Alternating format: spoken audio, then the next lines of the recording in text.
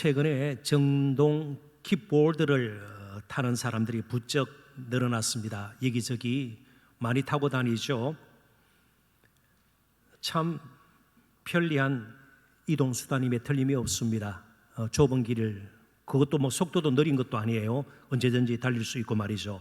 그렇지만 조금만 경계심을 늦추게 되면 본인뿐만 아니라 다른 보행자들에게도 해를 끼칠 수 있는 위험한 그런 이동수단이기도 합니다. 좀 정동 킥보드에 관련된 사건을 제가 좀 소개를 하고 그걸 오늘 본문과 좀 연결시키고자 합니다. 지난 27일 늦은 밤 자정을 넘긴 시간이에요.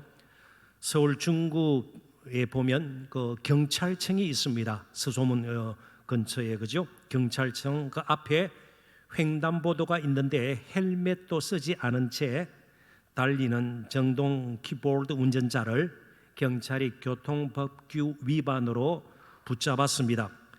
헬멧도 물론 착용하지 않았기 때문에 법규를 어긴 것이죠. 그리고 또 횡단보도에서는 건너려면 킥보드에서 내려서 그것을 끌고 가야 됩니다.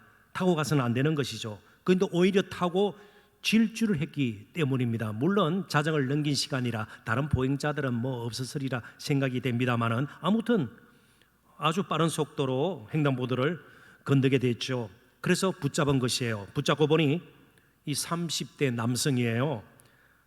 만취 상태였습니다. 뭐 술 취해가지고 뭐 도저히 이렇게 자기 몸도 못 가눌 정도로 만취 상태였고, 더 놀라운 것은 횡단보도 바로 앞에 있는 경찰청, 그 경찰청 소속 경위였습니다. 그러니까 자신이 근무하는 경찰청 앞에서 만취 상태로 킥보드를 탄 것이죠. 물론 저는 이분이 누군지 잘 몰라요. 저하고 뭐 개인적인 원한이나 감정 있는 것도 아니에요. 무시하거나 제가 폄하하려고 그런 것도 아니에요. 아무튼 이 사건은 우리 모두에게 한 가지를 분명하게 깨우쳐 줍니다.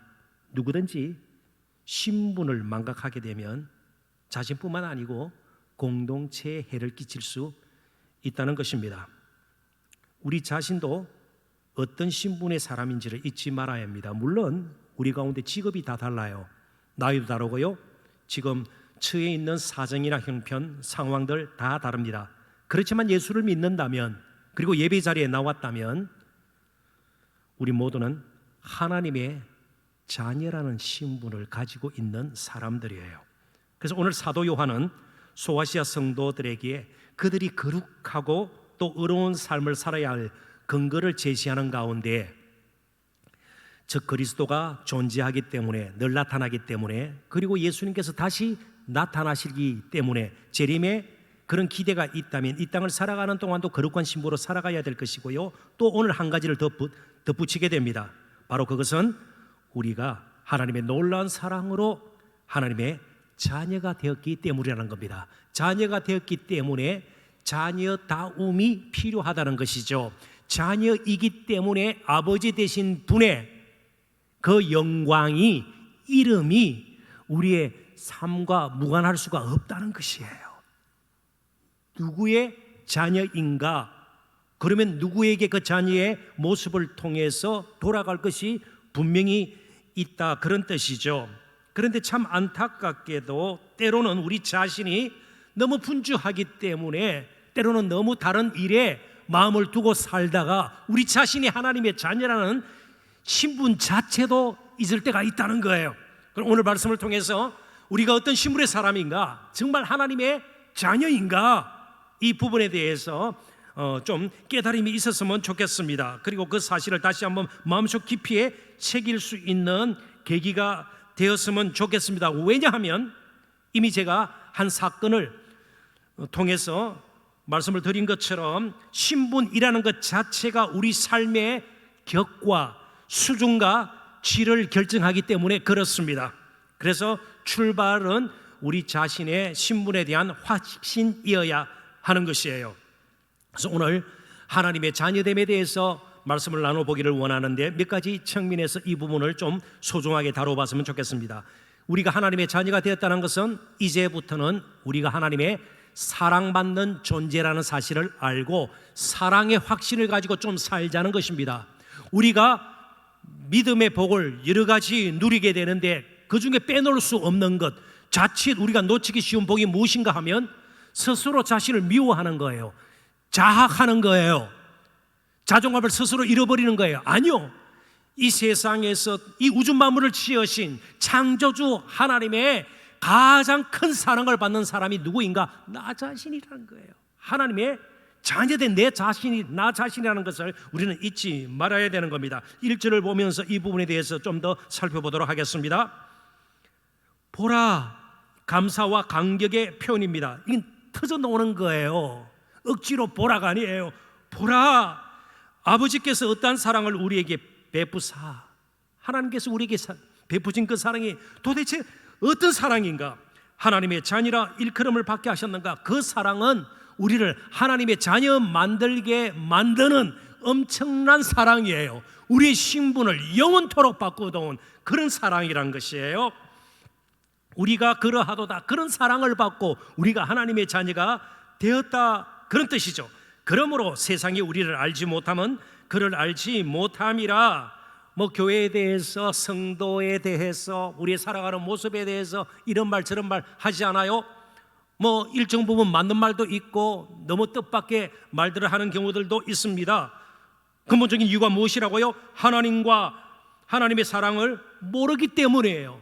하나님과 우리 사이에 어떤 일이 일어났는지를 모르기 때문이에요. 왜 교회가 만들어졌는지, 교회에 모여서 예배드리는 자가 그들이 과연 누구인지 잘 몰라요. 왜요? 하나님과 그분의 사랑을 잘 모르기 때문입니다. 도대체 어떤 일이 일어났습니까? 하나님의 그 사랑, 우리에게 베풀어 주신 사랑이 도대체 어떤 종류의 사랑인가 말이죠. 요한일서 4장 9절부터 10절을 보십시다. 사도 요한이 나중에 또 밝힐 부분 아니겠어요? 우리가 다룰 부분 아니겠어요? 하나님의 사랑이 우리에게 이렇게 나타난 바 되었으니 하나님이 자기의 독생자를 세상에 보내심은 그로 말미암아 우리를 살기려 하심이라. 사랑은 여기 있으니 우리가 하나님을 사랑한 것이 아니요 하나님이 우리를 사랑하사 우리 죄를 속하기 위하여 화목 제물로 그 아들을 보내셨습니다. 하나님의 사랑은 우리를 구원하고 또 자녀로 삼기 위해 입양이란 말을 쓰기도 하죠. 독생자 예수 그리스도를 십자가에 죽게 하신 사랑입니다. 자기가 아끼는 것 몇 가지 내어준 것이 아니에요. 가장 사랑하는 독생자 예수 그리스도를 아무런 자격도 없고 그럴 만한 조건도 갖추지 못한 엄청나게 죄악되고 부패하고 타락한 저와 여러분을 위해서 십자가에 내어주신 그 사랑이에요. 사도 바울은 그 사랑을 이전에 몰랐습니다. 그래서 나름대로 열심히 경건 생활을 하고요, 율법의 의를 이루기 위해서 온갖 애를 다 썼습니다. 그렇지만 마음은 편치 않았습니다. 왜요? 자기의 모습은 자기가 잘 알고 있기 때문이죠. 그러다가 부활하신 예수님을 만난 거예요. 그리고 그 사랑이 어떤 사랑인가? 하나님께서 그토록 교회를 핍박하고 성도들을 받게 했던 그 자신을 받아주시고요, 사도로 세우신 그 하나님의 사랑이 무엇인가를 깨닫고 난 뒤 그가 이런 고백을 했습니다. 에베소서 2장 1절부터 7절, 조금은 깁니다만은 이것 자체가 그 사랑이 무엇인가를, 사도 바울의 고백이니까 그 고백을 우리가 역으로 더듬어서 하나님의 사랑을 좀 우리 자신도 이 시간에 깨달았으면 좋겠습니다. 그는 허물과 죄로 죽었던 너희를 살리셨도다. 사랑받을 만한 자격이나 조건이 전혀 갖춰지지 않았습니다. 오히려 허물과 죄로 영원토록 죽을 수밖에 없는 그런 존재였습니다. 그게 에베소 교회 성도들이었고 사도 바울 자신이었습니다. 그때 너희는 그 가운데 행하여 허물과 죄 가운데 날마다 무엇을 하든 허물과 죄가 묻어 있는 거예요. 소위 좀 선행을 하는데도 허물과 죄가 묻어 있어요. 무슨 허물과 죄일까요? 사람의 인정받은 보상 심리가 또 있는 것이에요. 그렇습니다. 돌아올 것이 있어야 되는 것이죠. 예를 들면 그런 것입니다. 그 가운데서 행하여 이 세상 풍조를 따르고 그러니까 사람들의 움직임, 유행에 민감하고요, 세상 풍조에 휩쓸려서 그냥 방황하는 거예요. 인생에 뚜렷한 표대도 없어요. 지향하는 바가 없어요. 그냥 그렇게 사는 거예요. 허물과 죄로 죽었던 너희를 살리셨도다. 그때 너희는 그 가운데서 행하여 이 세상 풍조를 따르고 공중의 권세 잡은 자, 이 세상을 지배하고 영향력을 행사하는, 곧 지금 불순종의 아들들 가운데서, 불신자들 가운데서 역사하는 영, 바로 마귀예요. 전에는 우리도 그 가운데서 우리 육체의 욕심을 따라 지내며 우리의 삶을 이끌어가는 유일한 기준이 욕심이에요. 육체와 마음이 원하는 것을 하여 다른 이들과 같이 본질상 아무리 발부등을 쳐도 태생적으로 하나님의 심판을 받을 수밖에 없는 진노의 자녀였더니 영원한 죽음에 직면했던 사람들이었는데, 긍휼이 풍성하신 하나님이 반전이 일어납니다. 우리를 사랑하신 그 사랑을 인하여 아무런 우리의 도움이나 동의나 뭔가 보탬이 될 만한 것 드려서가 아니에요. 전혀 그런 조건, 자격 갖추지 못했습니다. 오직 긍휼이 풍성하신 하나님이 우리를 사랑하신 그 큰 사랑을 인하여 허물로 죽은 우리를 그리스도와 함께 살리셨고 너희는 은혜로 구원받은 것이라. 이것으로 끝나지 않습니다. 또 함께 일으키사 우리도 예수 그리스도의 부활에 동참하게 될 것이고요, 이제 주님이 오시든지 우리가 주님 앞에 서서 주님이 다시 오시는 그 순간 우리 또한 예수 그리스도의 영광스러운 부활의 모습으로 바뀌게 될 것이고요, 그리스도 예수 안에서 함께 하늘에 앉히시니 이제 우리의 집이, 하늘 아버지께서 예비하신 맨션이 몇 평인지 저는 알 수가 없어요. 분명히 예비되어 있습니다. 그래서 평생 사는 동안 내 집이라고 그렇게 가져보지 못한 분도 하나님의 자녀라면 영원한 바로 그 집을 이제는 소유하게 될 것입니다. 하늘에 앉히시니 이 영광스러운 자리예요. 너무나도 아름다운 자리예요. 너무나도 존귀한 자리예요. 이는 그리스도 예수 안에서 우리에게 자비하심으로써 그 은혜의 지극히 풍성함을 오는 여러 세대에 나타내려 하심이라. 자, 그렇다면 왜 하필 여러 표현들도 많습니다만은 사도 요한이 하나님의 자녀라는 표현을 썼을까요? 이유가 있습니다. 인간 사이에도 사랑이라는 게 있습니다. 그렇죠? 친구 사이에도 조금 변형된 우정으로서의 사랑이 있는 거 아니겠어요? 그런데 가장 순수하고 조건 없고 자연스러운 사랑은 어디서 발견하게 되나요? 부모와 자녀. 정상적인 관계라면요, 아끼지 않아요. 어느 부모가 자기 것을 아끼면서 욕심을 내면서 자녀에게 주고, 그렇지 않아요. 그렇지 않죠. 할 수 있는 대로 좋은 것 주기를 원하고요, 또 조금 여유가 있으면 남겨두었다가 자녀들이 좀 그래도 조금은 편하게 살도록 물려주기까지 하지 않아요. 그래서 상속자라는 게 생긴 거죠. 성경에도 후사라는 말이 생긴 것이죠. 가장 귀한 것들을 물려주고자 하는 대상이 또한 자녀가 아닙니까? 그러니까 우리가 하나님의 자녀 되었다는 것은 하나님의 사랑을, 그것도 변함없이, 특별한 경우가 아니고서는요, 인간 부모와 자녀 사이에서도요, 그 정은 끈끈해요. 자녀를 포기하지 않아요. 좀 불황한 자녀가 있죠. 좀 얼마나 물려주었더니 다 쓰고 말이죠. 또 부모에게 손 내밀은 그런 자녀가 있지 않아요. 또 실패할 걸 알면서도 내어주는 게 부모 아니에요. 그렇습니다. 그래서 때로 미울 수도 있는 거예요. 너무 속이 불이 날 수도 있는 것이죠. 그런데 하나님께서는요, 변함없이 우리를 사랑하세요. 우리를 자녀 삼으셨다. 이 말은 역으로 우리가 그런 하나님의 사랑을 풍성하게 영원토록 받는 존재가 되었다는 뜻입니다. 하나님의 상속자가 되었다는 뜻입니다. 더욱이 우리를 향한 그 하나님의 사랑을 이 세상 그 누구도 그 무엇도 로마서 8장에 나오는 17가지의 끊을 만한 것, 심지어 죽음까지도 하나님의 사랑에서 우리를 끊을 수가 없다고 사도 바울은 분명히 선포를 하는 것이죠. 그 사랑, 끊을 수 없는 그 사랑을 받고 사는 저와 여러분, 바로 하나님의 자녀이기 때문에 그렇습니다.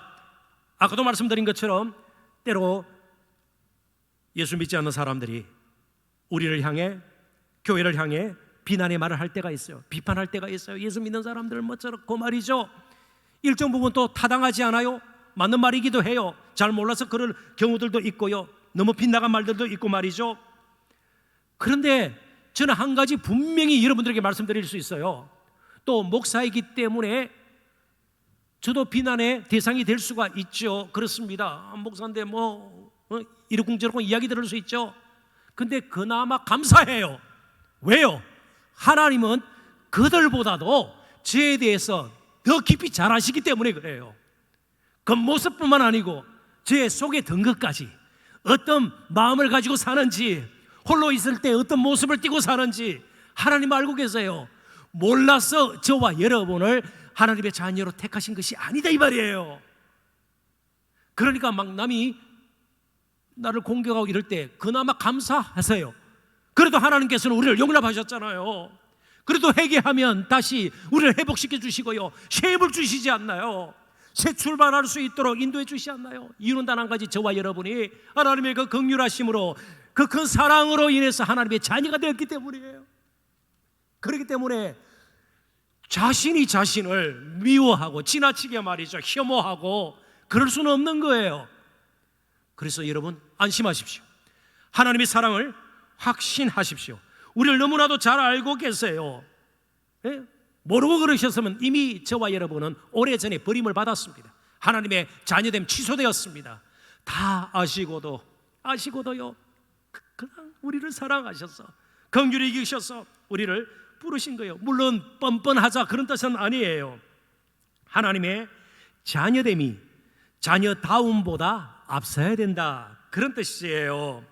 우리의 신앙생활, 지금 예배드리는 것, 그리고 기도, 봉사, 헌신, 헌금 많아서 시간이 남았어요, 여유가 있어서 아니에요. 하나님의 자녀로서 하나님의 사랑이 어떤 사랑인가를 알기 때문에 그래요. 그것이 우리의 거룩함에, 그리고 우리의 의로움의 동기와 근거와 원동력이 되는 겁니다. 우리 평생이 하나님의 사랑받는 자녀임을 확신한 가운데 살아져야 거룩한 열매가 맺혀질 것이고요, 어려운 길을 따라 우리가 하루하루를 살 수가 있는 것입니다. 어떤 면에서 우리는 그래서 하루하루를 아빠 찬스로 사는 사람들이에요. 아빠 찬스라는 말이 조금 요즘 그죠? 부정적인 의미를 띠기도 합니다만은 하루하루 하나님의 그 사랑에 우리가 거하면서 사는 것이에요. 그렇다고 전능하신 하나님, 모든 것을 아시는 하나님께서 불의한 방법으로 부정하게 불법을 저지르면서 우리는 사랑하지 않아요. 놀랍게도 이 땅에 존재했던 사랑 가운데 예수님만큼 하나님을 아버지라 부르면서 그 사랑을 깊이 경험하면서 살았던 분은 안 계세요. 보험서에 보면 예수님께서 하나님을 부를 때 늘 아버지라 불렀습니다. 꼭 한번 여러분 기회가 되면 살펴보십시오. 딱 한 번 빼고 언제나 하나님을 아버지라 불렀어요. 하나님이라 부르지 않았어요. 아버지라, 너희 천부께서, 하늘에 계신 아버지께서 하나님 이렇게 부르지 않았어요.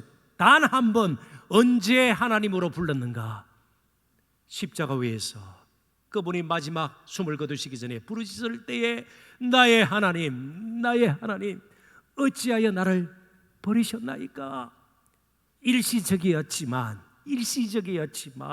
대속의 죽음을 죽으시기 위해서 영광스러운 삼위 하나님 사이에 그 사랑의 관계, 그 온전한 교제, 온전한 신뢰관계 그 자체가 허물어진 것은 아닙니다만은 일시적으로 중단되었던 그 아픔의 시간, 썬잔을 마셔야 하는 그 시간은 아버지가 아니라 하나님이셨어요. 하나님의 진노를 받는, 심판을 받는 이유가 무엇인가요? 바로 그분의 버림받음이 저와 여러분이 하나님께 새롭게 아들되는, 입양되는, 구원받는, 하나님으로부터 용납받는 받아들임이 된 것이에요. 그분의 버림받음이 우리가 하나님께 받아들임의 은혜를 입는 순간이 된 것이에요. 사랑하는 여러분, 하나님의 사랑을 확신하십시오. 하나님의 자녀됨의 그 자부심을 가지고 이제는 건강하게 사셔야 합니다. 몸만 건강한 게 아니고 우리의 마음도 건강하고 정신도 건강할 필요가 있는 겁니다. 다만 하나님께서 우리를 사랑하는 방식이 우리가 생각하고 기대하고 바라는 것과는 맞지 않을 수도 있다는 것만큼은 겸손하게 인정하셔야 합니다. 십자가를 보면 알 수 있어요. 우리의 참으로 모습을 아시는 하나님께서 십자가를 통해서 바로 그분의 사랑을 확정하셨거든요. 십자가는 무슨 사랑 운운할 만한 것이 아니에요. 끔찍한 사형틀이죠.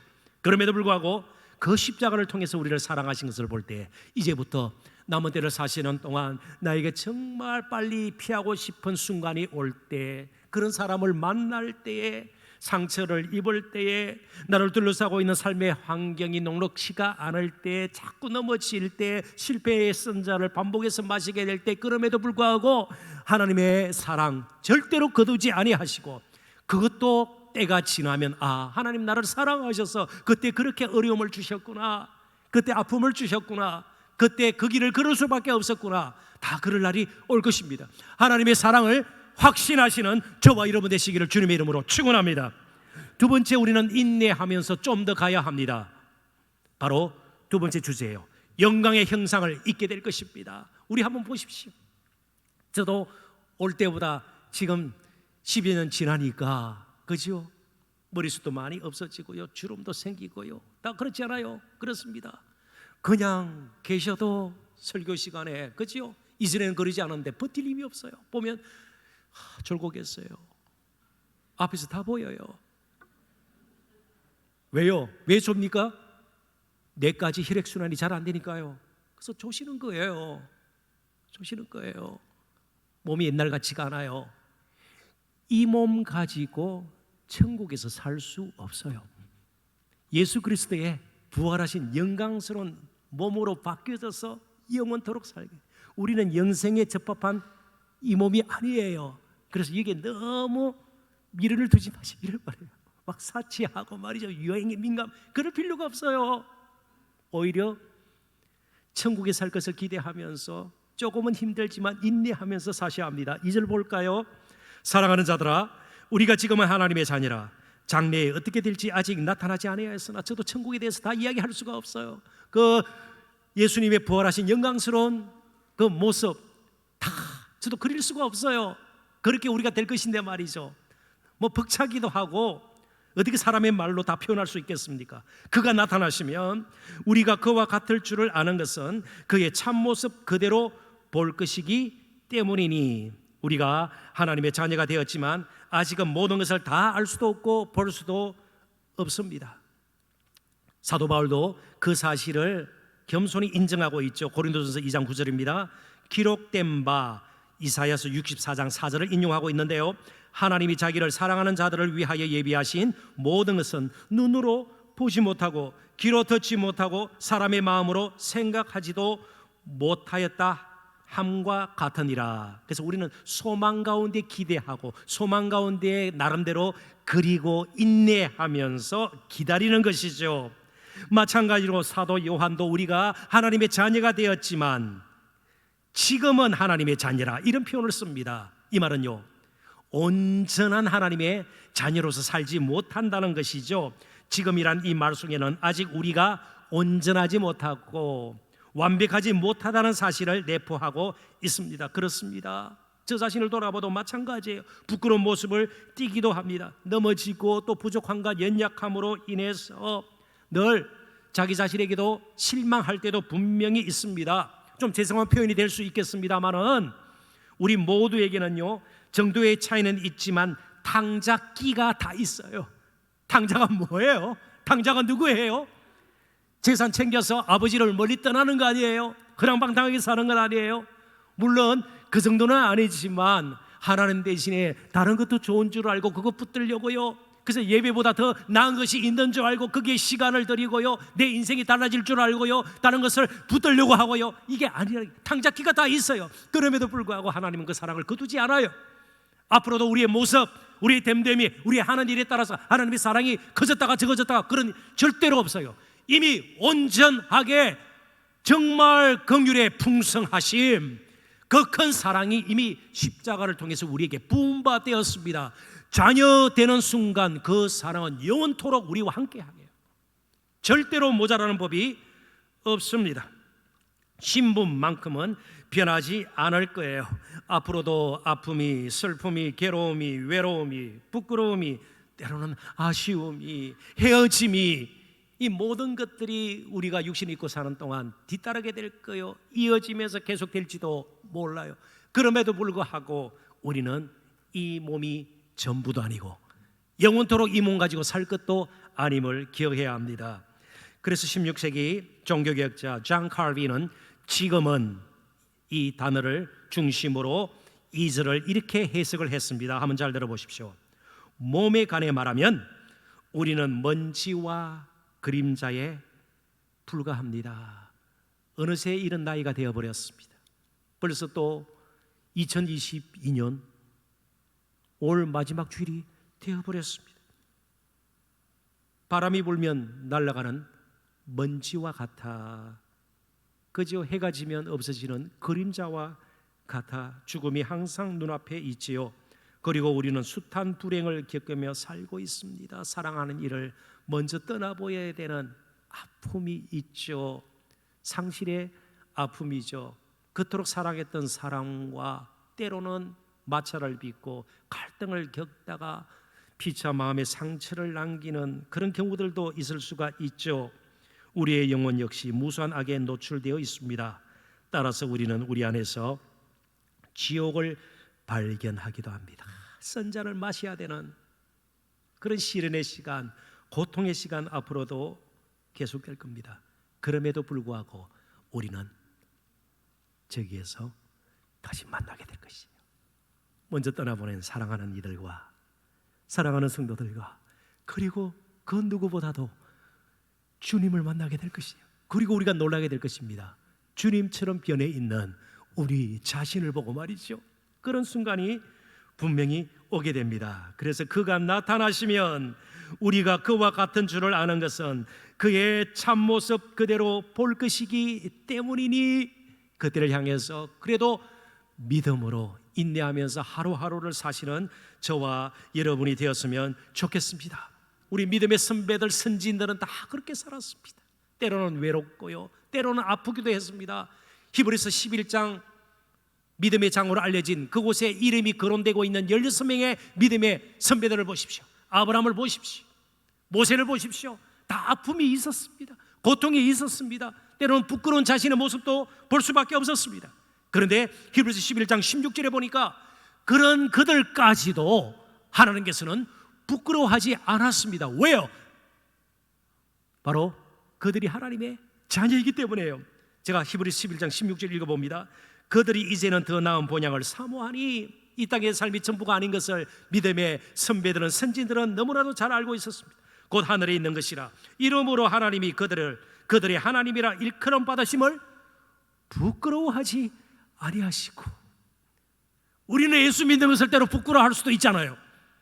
하나님은 저와 여러분, 우리같이 때로는 정말 먼지 같은, 티끌 같은 존재인 저와 여러분을 자녀 삼으시고 후회하신 적도 없고요, 부끄러워하시질 않아요.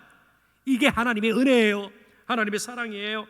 그들을 위하여 한 성을 예비하셨느니라. 자, 그렇다면 지금부터 할 일이 무엇입니까? 계속해서 이제는 하나님의 자녀다움, 적응해 나가야 되는 거예요. 천국 맞을 준비를 하면서 적응해 나가는 거예요. 제가 이렇게 예를 들면 어떨지 모르겠습니다. 오래전에 제가 필리핀을 방문을 했습니다. 필리핀 현지 목회자들, 그곳의 목회자들, 목사님들 모아놓고 재교육을 위해서 제가 갔는데요, 세미나 강의차 가게 되었습니다. 한 주 가까이 그곳에서 머물러 이제 있었는데요, 너무너무 더운 거예요. 아마 한창 더울 때 가서 그런지는 모르겠습니다. 너무너무 더워요. 숨이 막 막힐 정도예요. 그러니까 그곳에 있는 것 자체가 너무너무 힘이 들어요. 방에는 이제 에어컨, 근데 에어컨 바람도 계속 쓰면 머리도 아프고 뭐 그렇잖아요. 그 밖에만 나가면 막 숨을 못 쉴 정도로 푹푹 찌는 거예요. 그래서 세미나를 주관했던 여러 한인 선교사님들 가운데 한 분에게 제가 질문을 드렸습니다. 여쭤봤어요. 선교사님은 덥지 않았어요? 뭐 그렇게 더위 막 더워서 못 살, 이런 모습이 아니에요. 그래서 제가 여쭤본 거예요. 이런 날씨가 늘 계속되기 때문에, 반복적으로 뭐 일어나고 또 하루 지나고 계속되기 때문에 지금은 더위를 그렇게 심하게 느끼지 않습니다, 그러는 거예요. 그러면서 덧붙이는 말이 중요해요. 사실 저도 이 선교지에 처음 왔을 때는 견디기 너무 힘들었습니다. 그런데 한 6개월 있다 보니까 몸이 이 날씨에 견디도록 적응이 되어 바뀌어진 것입니다. 저와 여러분에게 조금 정도의 차이는 있을 수 있어요. 앞으로도 어려운 일 생길 거예요. 고통스러운 일 생길 거예요. 하나님의 자녀로 자꾸만 좀 적응해 나가는 그 법이 우리에게 필요해요. 그것 때문에 기도가 필요하죠. 공동체 성경일가 그래서 필요하죠. 구역으로 모이고 청년들이 모이고 말이죠. 함께 교제하고요. 또 서로를 붙들어주고, 이게 필요하죠. 계속해서 적응해 나가야 되는 것이에요. 그냥 하루 무턱대고 살 수 없는 것이에요. 자, 자녀이기 때문에 우리가 사는 방식은 세상 사람들이 사는 방식과 다를 수밖에 없어요. 가치관 다를 수밖에 없는 것입니다.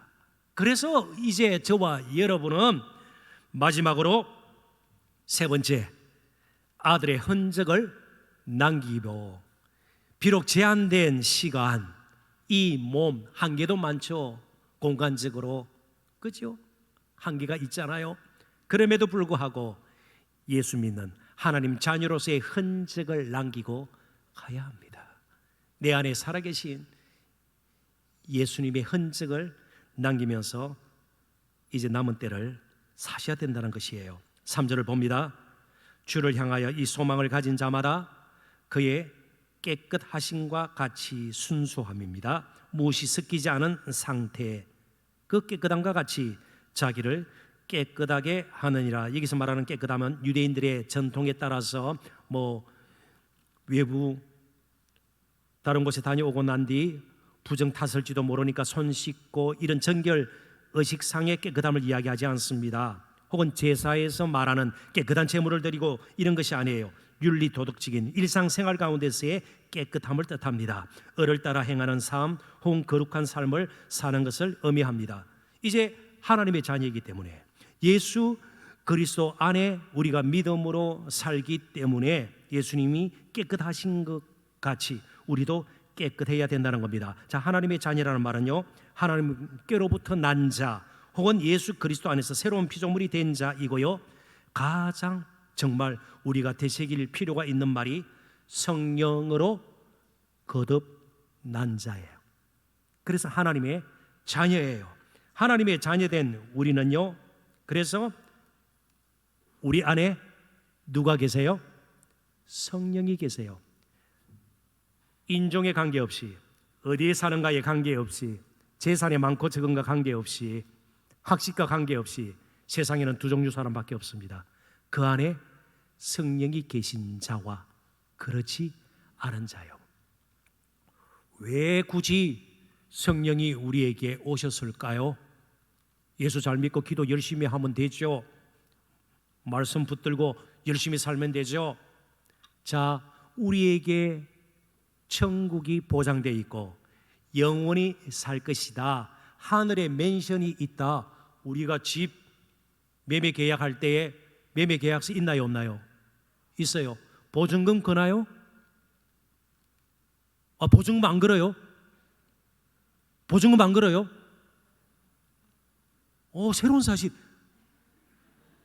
그냥 들어가면 되나요? 권사님, 그 집을 제가 그냥 들어갈게요. 저 주세요. 다 그죠? 잔금 치르고 다 그러지 않나요? 보증금 있어요. 그렇습니다. 우리가 하나님의 자녀로 이 땅에서 사랑받고 영원한 천국을 상속받고 예수 그리스도와 영원히 살 것이다, 하늘 아버지와 영원히 살 것이다, 보증금으로 주신 분이, 매매 계약서로 주신 분이 성령이세요. 그래서 성령님께서 우리가 약해졌을 때 다시 깨닫게 해주시는 거예요. 확신을 주시는 것이에요. 그래서 사도 바울은 고린도전서에서 성령이 우리의 보증이라, 개런티라고 말씀하고 있어요. 우리의 마음에 마치 매매 계약서 사인을 하듯이 우리에게 그런 확신을 성령으로 아예 우리의 영혼에 새겨 주세요. 그래서 이제부터 우리는 성령을 따라 사는 사람이 되는 거예요. 예수 믿는다고 항상 명문대 출신이 되고요, 부자가 되고요, 건강한 몸이 건강해서 하루하루를 살고요, 많은 것을 누리면서 살고 그러지 않아요. 예수 믿는 복, 성령을 따라 사는 사람이 된 거예요. 그래서 하나님의 자녀답게 살 수 있어요. 그분은 거룩한 영이에요. 깨끗한 영이에요. 의로운 영이에요. 진리의 영이세요. 그래서 열매를 맺으면서 살 수가 있는 거예요. 많이 못 가져도, 많이 못 배워도, 큰 자리 차지 못해도, 높은 곳에 이르지 못해도, 그래도 성령으로 내가 살기 때문에 성령의 열매들이 맺혀지고요, 그 맺혀진 열매를 나누면서 우리가 평생 살게 됩니다. 말씀을 맺습니다. 하나님의 자녀라는 사실을 잊지 마십시오. 사랑을 확신하십시오. 그리고 영원한 천국이 우리 앞에 놓여 있음을 알고, 그리고 영광스러운 부활의 모습으로 죽음이 더 이상 없는, 헤어짐의 아픔이 없는 바로 그곳에서 우리 다시 만나게 될 것이에요.